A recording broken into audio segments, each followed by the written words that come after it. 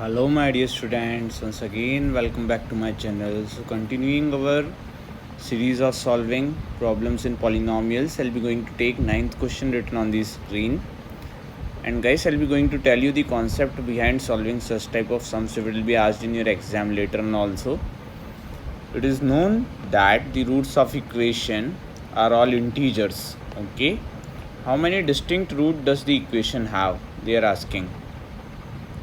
So to solve such type of question, I know the closure property of integer, closure property of addition of integer, and closure property of multiplication of integer.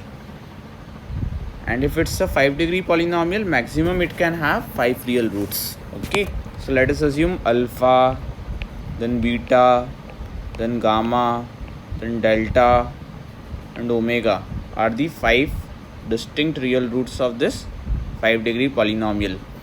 So real roots or zeros of this 5-degree polynomial. So if they are zeros, that means what? If it is f of x written over here, f of x is this thing, then f of alpha will be what? 0.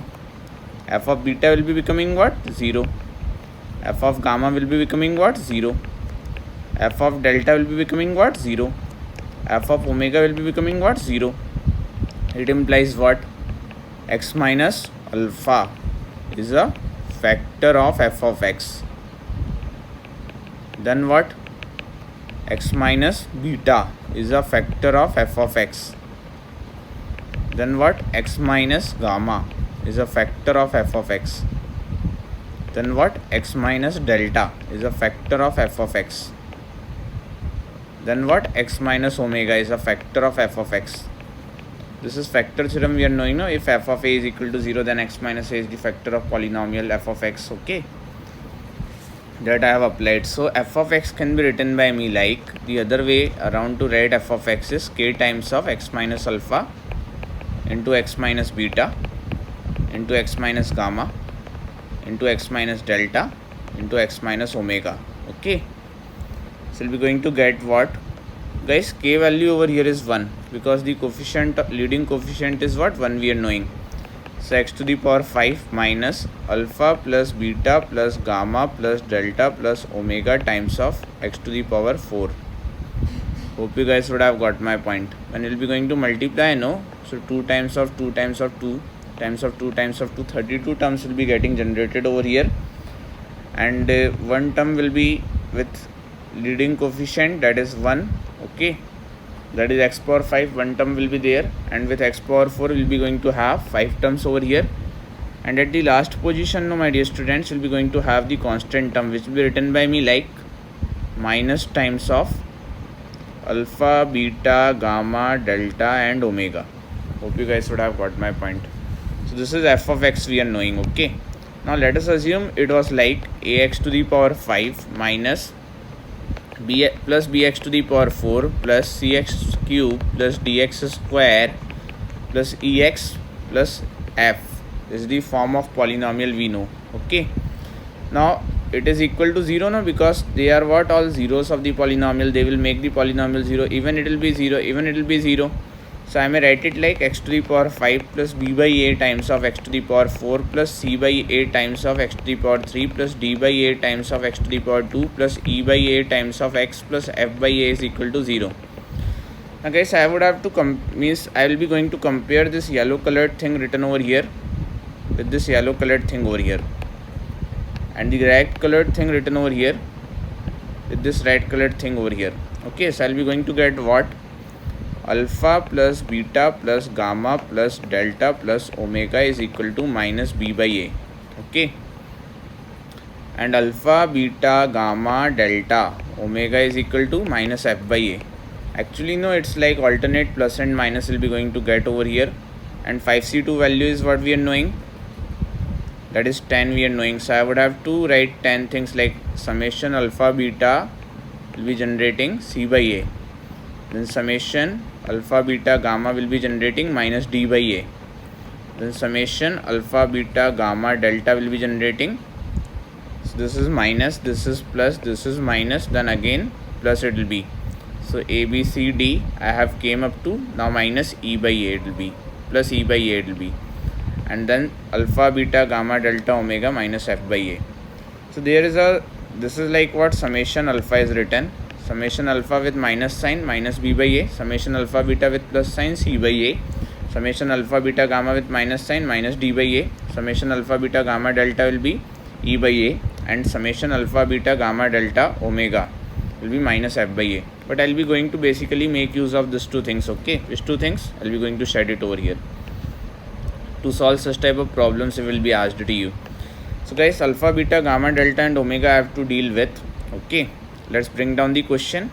With the help of this theory, you'll be able to make the question. I'll be going to write like the value of alpha plus beta plus gamma plus delta plus omega is equal to minus 3. Wow. Then alpha, then beta, then gamma, then delta, then omega is equal to 2011. But minus sign is there in front of it. So the product which we are making will be coming with the plus sign because we have minus f by a. So 2011 square will be. Now guys, all of them are integers. They are asking how many distinct root does the equation have. Okay. Distinct roots which are integer the equation can have. So 2011 square can be broken by me. 2011 is which type of number?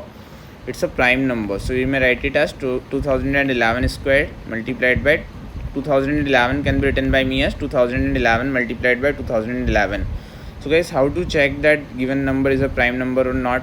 So I would have to look for the smallest whole square less than 2011. The smallest whole square less than 2011.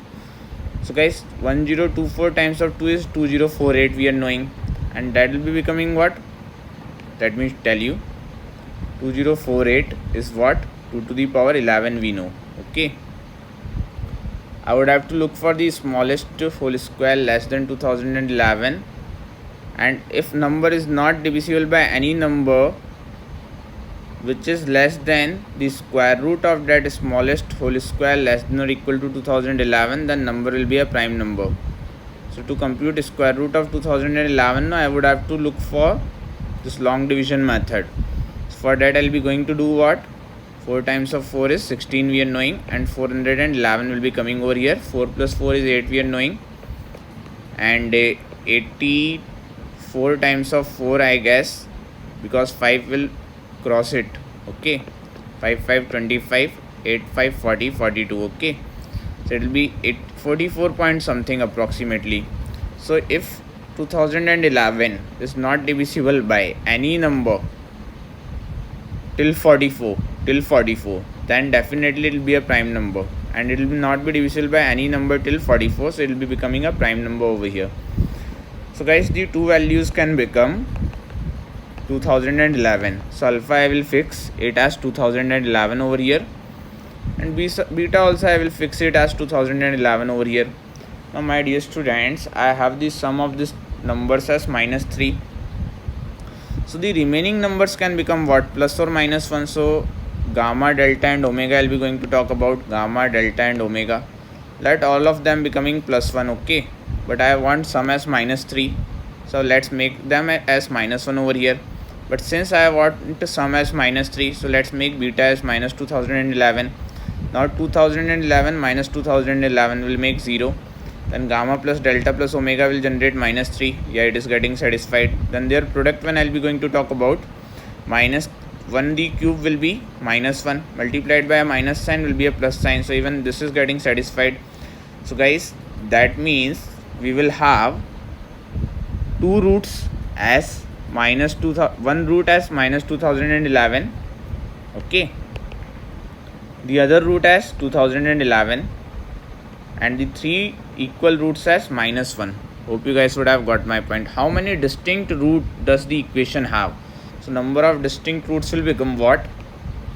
Number of distinct roots will become 3 over here. Hope you guys would have got my point. It was quite interesting question. Okay, because it is completely non-routine. Okay, nothing as such was the routine track we had followed over here. Thanks for watching, my dear students.